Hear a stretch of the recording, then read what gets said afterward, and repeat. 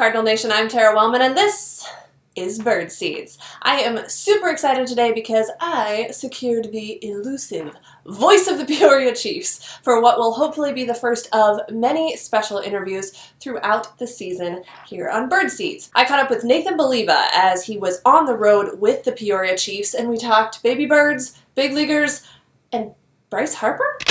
So we'll get to that in just a few moments, but first, today I'm recording this. It's a Monday, which is an off day for the Cardinals, and that leaves me to contemplate this inexplicable 2016 season thus far. We keep asking, who are these Cardinals, and how good, or bad, can they really be? Unfortunately, it's the middle of May, and I'm not sure we have a clear answer yet. The fact is, they've absolutely destroyed bad teams, and they've struggled mightily against good ones. Their series losses include the Pirates, Cubs, Nationals, and Dodgers, all of which are pretty decent competition. We expected this team to struggle to score runs. That has been far from accurate. In fact, they currently lead the National League in home runs and are second only to the Cubs in total runs scored. We expected the pitching staff to maybe regress a little compared to last year's historic run, but to still be the driving force of this year's team. Instead, they've struggled to even put together quality starts.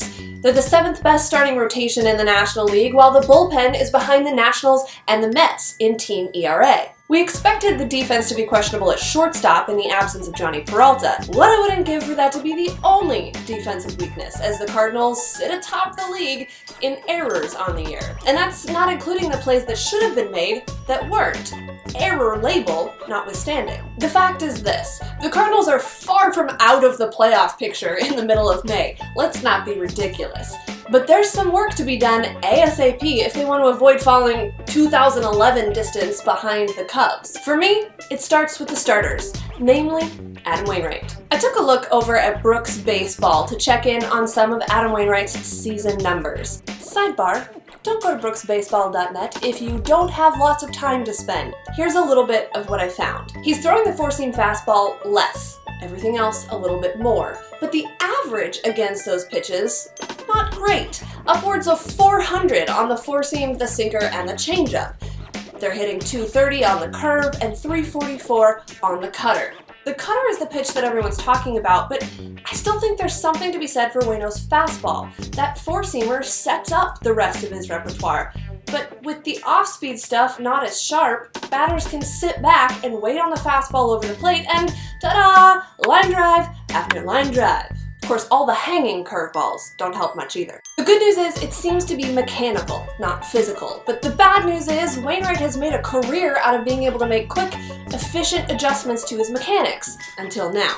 Now, it's still too early, in my opinion, to hit the panic button, but it's not too early to realize that Wainwright's ability to figure out what to do, besides actually hitting the extra base hits, is crucial to this team's success. I mean, just look at what Clayton Kershaw and Jake Arrieta have meant to their teams. But the other thing that would help out a starting rotation that could use a momentum boost is the infield defense. We all know that Aledmys Diaz and Colton Wong have had more than their share of trouble up the middle, but even Matt Carpenter has looked almost lackadaisical at times, and the revolving door at first base has made for some unfortunate moments there too. But what's to blame?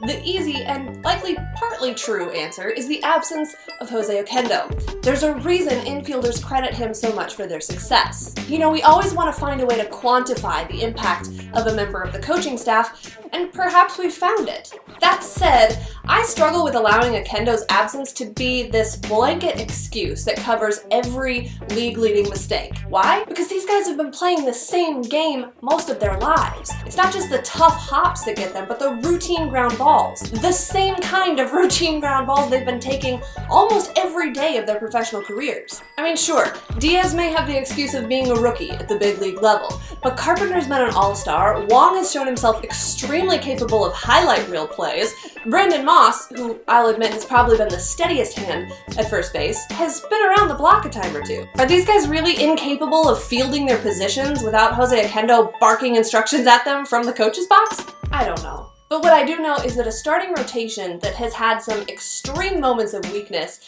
can't bear the weight of an incompetent defense. Struggling pitchers need strong defense to help right the ship, and the Cardinals need strong pitching to get over the hump against more talented teams. Fix those two things, and we might actually have a reason to argue about where Diaz hits in the lineup. While the big leaguers grind their way through the NL Central, there are some talented prospects playing their way through the Midwest League. Nathan Baliva has seen plenty of talent over the last several years, and I was pretty excited to get to talk to him about this year's Peoria Chiefs and more. So Nathan Baliva has been with the Peoria Chiefs for 13 years and now has the privilege? Task? I don't know. You decide. Of being the first official guest on Birdseed. So Nathan, you are actually on the road right now with the Chiefs, getting ready to play a little later tonight. But what is life like on the road with a minor league baseball team? This is a crazy week. This is our longest road trip of the year. We had an off day in between. We went to Beloit, Wisconsin for 3. Had the second game rained out. So we had a 11 a.m. Kids Day doubleheader on this road trip. Then we went from Beloit to Clinton, Iowa. As anybody in the Midwest knows, it's been cold and raining all week. So we were in Clinton. We played Thursday night in a little bit of rain. Friday we got rained out. So that gave us another doubleheader on Saturday. Day game on Sunday. Monday was a league-wide off day. So here we are now starting a series in Kane County. They have their last 11 a.m. game of the year tomorrow since school's about to let out. So we've got another day game. Then we're going to have our last 11 a.m. game on Monday when we finally get home. So I think it's a stretch where we've got like 6 or 7 day games, and 3 of them are on the road. So it's been kind of a long week, a long week and a half, and we're right in the middle. The good news is, in that first 7 games, the team went 5-2. So that kind of always makes things a little bit better on the road when you're able to get some wins. You, I'm sure, have seen some pretty awesome games over the years. Is there a game or a particular call of a run or an end of a game or something that sticks out? Yeah, there's a couple, games wise, it's probably unfair to pick the games that we've played in a major league facility. I've been lucky to call the first ever minor league game in Wrigley Field where, Cubs legend and Hall of Famer Ryne Sandberg was our manager. So there was 32,000 people at Wrigley Field for a Peoria Chiefs Kane County Cougars game. I had a lot of fun last year. We made the playoffs for the first time since 2004. So those games are pretty fresh in my memory banks. 2011, we threw a no-hitter on the 4th of July against Clinton with a packed house because people can watch the downtown Peoria fireworks from our ballpark. So we had a packed house there on the 4th of July and threw a 2-0 no-hitter.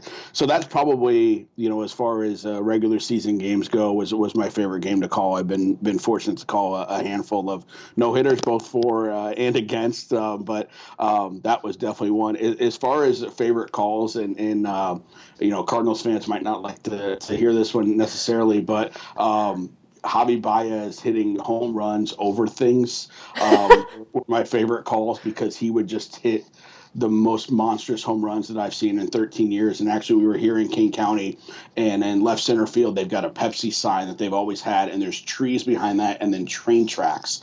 And he hit a home run, which was actually the first day he homered for us. He hit 2 in the same game up here in Kane County, and he hit one over that Pepsi sign and into the trees. And I kind of coined the term and hashtag Baez bomb. Which now the Cubs Twitter kind of is taken and used, and good for them. That's great. But But you said it first. Yeah, that just kind of came to me when he hit that one because it was, one of the longest home runs I'd ever seen. We've been waiting a week for him to hit his first home run because first round draft pick, and we'd seen him in batting practice. And the first week he was with us, he tried to hit 600-foot home runs on every swing that he took, and his family was in town. And we came on the road, first game on the road, and he hit 2. And that one, somebody from their office and their operations department went and found it way back in the trees towards the train tracks, and said it was too bad you couldn't really get one of those rollers out into the mud to figure out exactly how far it went. But I think that was one of my favorite calls. That's so crazy. And I think for me, and I'm assuming for you as well, one of the coolest parts about working in or with minor league baseball teams is getting to know those top prospects and seeing some of the talent before anyone else. And you've seen a lot of it over the years. As far as the Cardinals are concerned, I know they haven't always been the Peoria Chiefs affiliate, but is there anyone that stands out as far as players being memorable that you've interacted with or that you've had the opportunity to cover over the years? Yeah, it's kind of in two different spots. We were with the Cardinals my first 3 years. My first year I was an intern, so I wasn't on the year. That's when we won the title with Yadier Molina, Chris Duncan, Dan Herron, Tyler Johnson, some of those guys. And then we followed that up. The guy who sticks out there, and Cardinals fans I think will enjoy this, but the guy that really sticks out from that 2014 that was just a great personality, was fun to be around, was Brendan Ryan.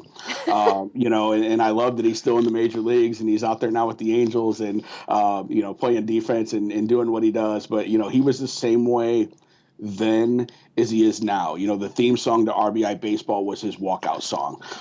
He had the mustache going even back then in 2004. He led the league in hitting, was an all-star, but he also made like 36 errors, just firing the ball all over the place. So, but off the field, he was fun. He was great to be around. We made the playoffs that year with Brendan, with Derek Barton was on that team.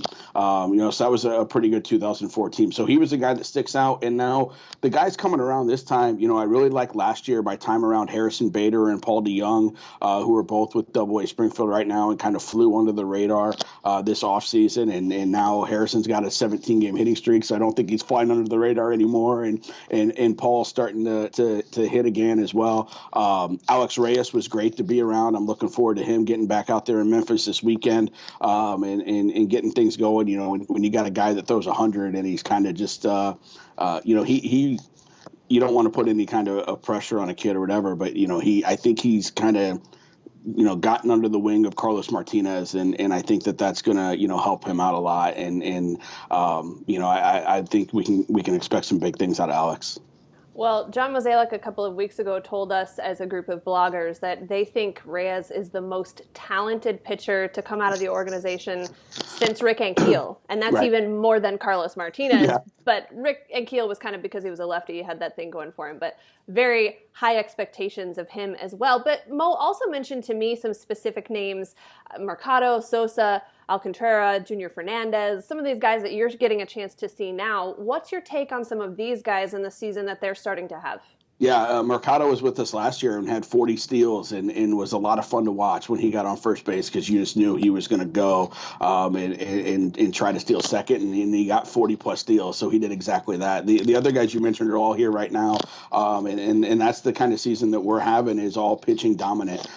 We started the season with our first 28 games. The starting pitcher went at least 5 innings in all 28. That just doesn't happen in low-A baseball with pitching tandems, with pitch counts, with all those sorts of things. A guy that just has a bad day, that just doesn't happen to go the full first month of the season and not get into your bullpen. Unfortunately, when we stopped that streak, it was with 1 out in the first inning when that streak stopped. So we immediately went from 28 starts of 5 innings to 1 where we didn't even get through the first. But our starting pitching has been really good. Where I think we're at 16 quality starts right now in 36 games played. 2 guys you mentioned are at the top of that, Sandy Alcantara and Junior Fernandez. Brendan Lateo has probably been our best pitcher. He and Ryan Helsley. Helsley was a 5th-round pick. But that's where our prospects are and our talent is. You look at our starting rotation. Jake Woodford was our opening day starter. He was the first-round compensation round pick. Sandy Alcantara is a top 20 prospect. Junior Fernandez is a top 20 prospect. Ryan Helsley was a 5th-round pick. Darian Gonzalez is a top 30 prospect in Baseball America. And then you got Brendan Lateo, who was drafted in the mid-20s round-wise out of Sacramento State, and he's got the best numbers of all 6 of them right now. Just threw a complete game last week in Beloit and has had 2 8-inning outings so far this year. So, it's 6 pretty good starting pitchers. You mentioned Edmundo Sosa. He's in the 2 slot right now. And of our 3 guys on offense, he's probably been 3rd, actually, because Eli Alvarez has kind of been the most impressive so far this year, at least with the bat. He struggled a little bit with the glove at second base, but bat-wise, he's been fantastic. And then Magneuris Sierra at the top of the order is getting on base, starting to hit the ball harder instead of just relying on his speed and getting infield hits. And then, Sosa's still hitting 280. So that's 3 guys right there, 1, 2, and 3 in our order. They're all hitting 280-plus, using speed, getting extra base hits, and it shows a bright future. Well, it's always exciting to see those guys coming up, but even with your crazy minor league schedule, I know you keep up with the big league team a little bit as well. So I don't even know where to go with this, but thoughts? That open-ended, huh? I really like what we've seen out of the young guys, and that's kind of where I am anyway, rooting for the Piscottis and the not that Hazelbaker's a young guy, but a rookie and rooting for those guys to come up and when the guys on our team see those guys that were in minor league camp with them for at least a little bit of time just 2 months ago, and they see them having an impact, whether it's Diaz or it's Piscotti or it's Hazelbaker or it's a couple of the pitchers, Bowman who's up there, it gives these guys a big shot of confidence. And you mentioned Mo earlier. He was at one of our games a couple weeks ago and came on the air with me for an inning, and he said that his thoughts always, if you make it to Double A, you're one move away from the major leagues. If somebody goes down in Memphis is way out in California and Double A is right there, and it's easier to get a guy from Springfield, he's got no problem taking a guy from Springfield and having them skip over Memphis and come up, whether it's for a couple of games or it's ends up being permanent, whatever. But that's the thing, and he tells these guys all the time, hey, you make it to Double A, and there you go. You don't know what's going to happen. Two guys go down above you. I mean, you look at the catcher situation right now. Probably none of us thought in October that Eric Fryer would be getting some starts behind the plate. I think people thought, who's Eric Fryer? Yeah, exactly. So, but that's the thing. If you can make it to Double A and a couple of guys go down, then all of a sudden you got a shot. So, that's that part of it. I think the pitching, obviously I think we all thought the pitching would be better. Getting Wainwright back and getting Mike Leake into the rotation and stuff like that. And hopefully it's a long season and those things will get better. Leake's obviously been a little bit better his last two starts than he was. And hopefully, Wainwright keeps telling us that he's getting it figured out, and we can only hope that he is. And with everything that he's done and given to the organization, he deserves that chance to figure it out and jump in there with Carlos and with Jaime, who are having fantastic starts. So it's good to see that part of it. And then you just gotta figure out a way to stay in there for a while and finish second. Finish second. All right. No, I mean that's the thing, right? That's fair. Yeah. That's the thing that we've been told on Twitter and on the internet that the race has been over since March. So even if they finish second, the Cubs are still going to win the World Series. So yeah, I know. I mean, we were told they were going to go 173-0. I don't know why we should expect to be able to finish first. Well, on that note, you are one of the few Cardinals fans I know who is also a big fan of Mr. Make Baseball Fun Again himself, Bryce Harper. And I mention that because the Cardinals on the field have been a little bit frustrating at times. So I've made a point myself to kind of use this season to remind myself of why I actually like baseball, not just winning. I'll ask you that question. What is it about baseball that makes it fun for you? I think it's the young players. That's what makes it fun to me. I love watching, if you're talking about the Cardinals and you look at Diaz and you look at Carlos Martinez, and when he's sitting there on the days he's not starting and he's building the paper cup pyramids and, having fun with it. Like that's what it is. Like it's a kid's game. And you think back to when we played it when before curveballs came in and all of us could play baseball, and you were playing and you were in the dugout, you're singing, you're chanting, you're hey batter, and you're doing all that stuff in the dugout. Why are you doing it? Because it's fun. You're doing all that stuff when you're in grade school and you're playing little league or Corey League like I was or whatever. That's the stuff you remember when you travel around and you play the game and that's what makes it fun to me. So that's what I like about Carlos Martinez. That's what I like about Jose Fernandez. A lot of these young guys that just like to go out there and show some emotion, have fun, and remind us why we're watching this and why we're playing it. I think you need to get a hat. One of Bryce Harper's Make Baseball Fun Again hats. That's fine. I'm in. Okay. All right. I'm cool. down with that. I know you have a game to get to. We'll let you get over there in Kane County. Thank you for taking a few minutes to chat. No problem. Thanks for having me. I appreciate it. Thanks again to Nathan for taking a few minutes to chat with me. If you all enjoyed it, let him know. And let me know who else you would like to see on the show. So as I mentioned, I am going to spend this season, win or lose, reminding myself of all the things I love about the game of baseball. This week, it's one thing that will never get old. Major League debuts. Maybe it's the time I've spent covering minor league players and hearing the longing in their voice as they talk about their big league dreams. But seeing a guy like Dean Kiekefer walk out onto the field in a big league jersey for the first time, wide-eyed wonder hiding behind that trained professionalism, that will always be one of the best parts of this game for me. Don't forget, I want to know what your favorite things about baseball are. Leave it in the comments, share it with your friends, tell me on Twitter. I'll see you next time, right here on Birdseeds.